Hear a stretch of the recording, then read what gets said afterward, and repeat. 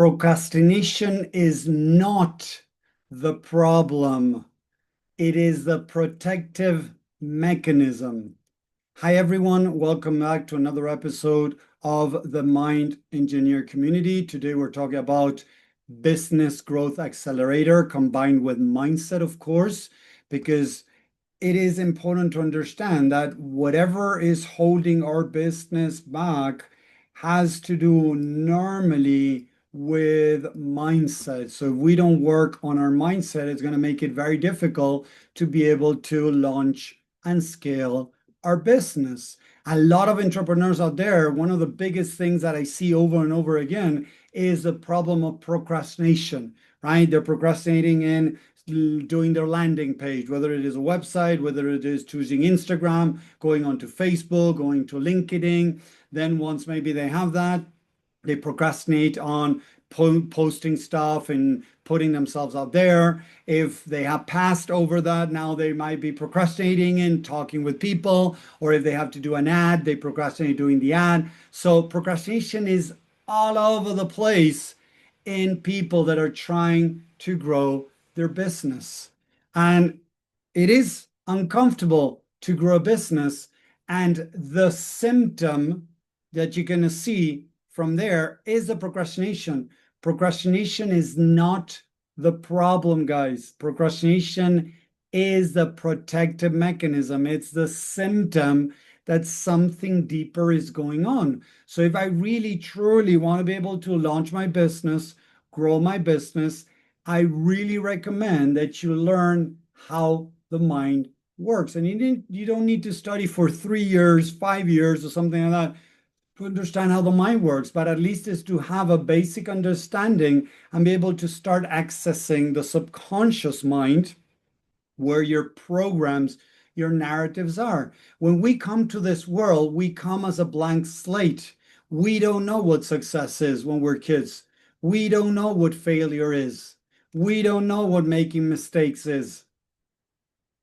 And if we had a really negative charge, right? Imagine right now you are the king or queen of procrastination.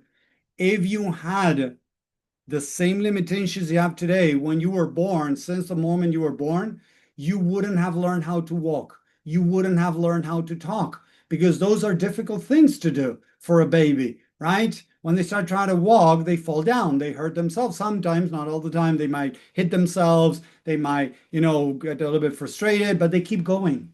So how did we go from learning how to walk, learning how to talk, learning math, learning so many things to suddenly now be stuck?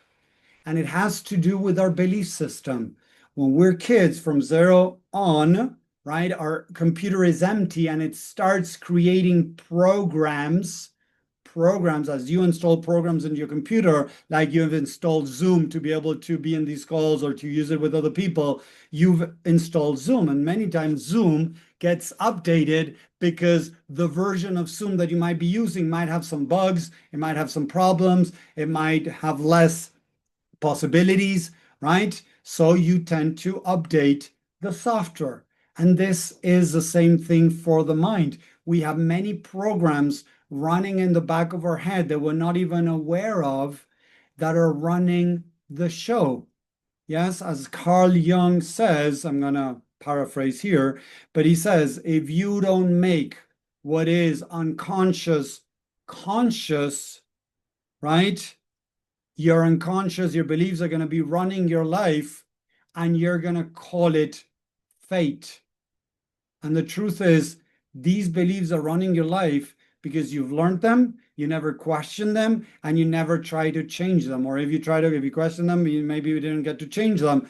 They are running the show because of the belief system that is in here. So the idea is to be able to update our software to be able to overcome, in this case, what I'm sharing today, procrastination, right? So why does procrastination happen? So imagine that when you were a kid and you tried something, you didn't feel supported, loved, and accepted by your parents. Maybe each time you tried something, your mom would say, "Oh, it's not that good," or "You could have done better." "Oh, why don't you behave like your sister?" "Oh, why don't you behave like your brother?" Or "Why don't you behave like your friend Kathy that behaves so well?" When parents start doing those type of comparisons, or not being available, or being judgmental, criticism, or judgment to a little kid, right? Or even rejection, what starts happening is that little kid starts creating in their mind these thoughts, these scripts, these beliefs of "I'm not good enough. I'm not valuable. I'm not worthy. No matter what I do, nothing goes well. No matter what I do, it's never enough." Whatever variation from those different phrases that I just said. And as you felt so much pain in the past when your mom kind of said something that made you feel not good enough, made you feel inadequate, made you feel like a failure, or whatever, as that created so much pain, now the mind says, "Tommy, I'm going to protect you from that pain again." So the mind says, "How can I protect Tommy from not feeling like a failure again?" So the mind is this basic, guys. The mind says, if I don't take actions, if I don't take actions, I'm going to be able to avoid feeling like a failure. And now people tell me, "But Tommy, if I don't take actions, I still feel like a failure." Yes, that is true. But not doing creates less pain than doing and performing what you so-called wrongly. When you set an expectation and you try to meet that expectation, when you try to perform and you did wrong, you didn't perform, it went bad, or whatever narrative that you're telling yourself, the pain is going to be 10 times more when you're beating yourself up.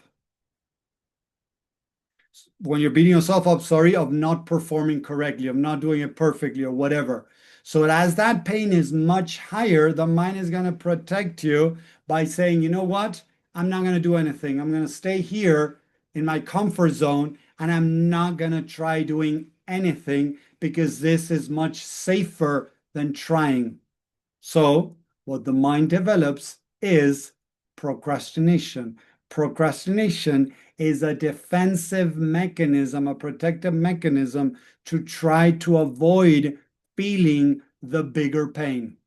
Because seriously, if I tell you right now, it's inevitable, somebody's going to punch you. You got to choose. They can punch you with a boxing thing, or they can punch you with, I don't know, with some keys, with some glass in their hands. You can choose. The punch is coming. You cannot stop the punch. How would you rather be punched? By somebody that has, metal, I don't know, glasses, things like that on their hand, or would you rather be punched by somebody that has a punching glove? I would go with a punching glove. If I have to choose between those two, I would go with a punching glove. It's so obvious. That is how the mind works. That obvious is the mind. When the mind needs to choose from the smaller pain or the bigger pain, it is always going to protect you from the bigger pain. And some people tell me, "But okay, I get it what you're saying, but who's creating that pain inside of me?" You are. When you're judging, criticizing yourself because you're not able to perform to the level that you would like to, that is your own punching. You are punching yourself. You are beating yourself up, whether it is emotionally, whether it is mentally, or, physically, normally you're not going to do it, but some people do it, right? Whatever that is the mind is going to try to protect you from that, no matter what. Even if the consequences is, hey, people tell me, if I don't do my taxes, I'm going to get fined $5,000 or whatever for not doing my taxes. Okay, but maybe that $5,000 in the future is less pain. And listen to this, that could be less pain than the pain of doing it right now and suddenly finding out that you owe the government X amount of money and that you didn't prepare yourself for that amount of money. So again, the mind is always trying to protect you from the bigger pain. When we're able to understand that, now the idea is to stop beating yourself up for the procrastination. Instead of beating yourself up for procrastinating, we need to hug and thank the part of us that is procrastinating. What I teach, the work that I do with the people that I work one-on-one, is I do an exercise where I tell them, okay, thank the part of you that created this procrastination to keep you safe. And they're like, what? Why should I thank it? No, Tommy, I want to get rid of it. Okay, but you know what? The more you fight it, the more you create pain. The more you create pain, the more that part of you is going to hold on to procrastination. The work that I do, guys, is counterintuitive. Seriously, it's counterintuitive. I'm teaching you to do the opposite of what you were taught to do and what most people out there are teaching. It goes against what most people out there are teaching. But no wonders why, even though most people out there are teaching this, most people are still stuck.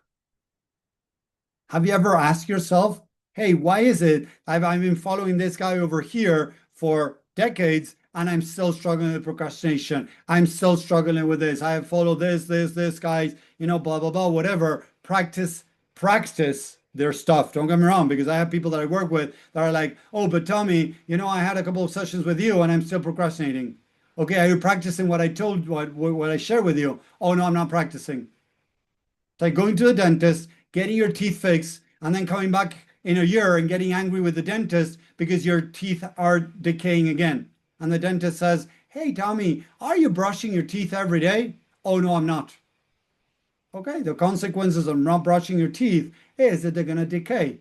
Doesn't matter if you come every year to a cleanup over here. If you don't do the daily work, it's not going to work. That's what I tell people about this work that I'm sharing.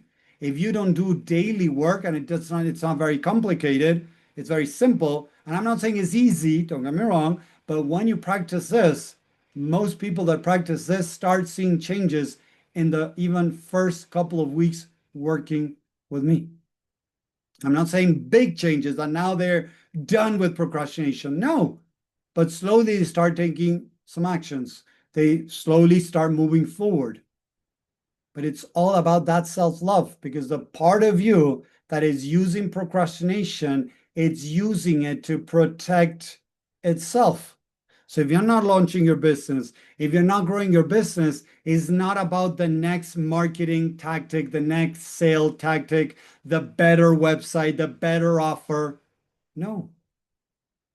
Working on yourself and your mindset to see what are the programs in there that are holding you back to be able to start healing, reprogramming, so the pain starts reducing, and now you can start taking more risks, getting out of your comfort zone into the fear zone, and see how your business starts growing. Having a business is not difficult.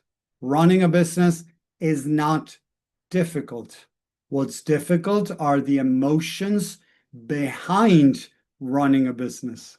So the more we work on those things, what's going to happen is going to make it easier, not easy, easier to go through this. So I hope that makes sense. Let me know. Hey, I see you there, Kim, watching live. Thank you very much. If you're watching live, hashtag live. If you're watching replay, hashtag replay. Let me know in the comments if you are struggling with procrastination. What have you tried, and if it has worked or not? And there are three main things that a lot of people fall into: authoritarianism, to try to make changes; the love way that I'm bringing forward that is not well known; or the permissiveness. Okay, whatever, I'm not going to do it. Permissiveness, oh, I'll go to the gym next week. Oh, I'll go to the gym next month. So you keep postponing, right? Procrastination. the authoritarian that wants to beat the crap out of themselves physically, mentally, emotionally to try to move forward. And that creates more pain. And normally it works for a very few percentage of people out there. And then comes what the Buddha teaches, the middle way. The Buddha teaches the middle way. And it's all about love, love and acceptance, self-love, self-acceptance of what is. A part of me is protecting me from pain. From what pain? What is going on? Thank you, Kim. There you go. I'm working with you, so I'm getting better every day. Thank you, Tommy. Thank you, Kim, for sharing that. So the idea is to really understand ourselves, practice these small self-love actions that slowly start dissolving the behaviors that we're actually pushing to change. And instead of pushing now, it's just love and acceptance that it dissolves those behaviors. And that's the idea with rapid subconscious reprogramming, is loving and accepting. And that's what brings true change. So again, thank you very much. If you're watching on YouTube, right, please subscribe if you want to learn more. I have lots of free training I can share with you. Just type the word free and I'll share free training with the 3 main roadblocks that most entrepreneurs hit and get stuck and stop their business growth. So I hope that makes sense. Let me know what you think and I'll see you next time. Bye everyone. Have a great day.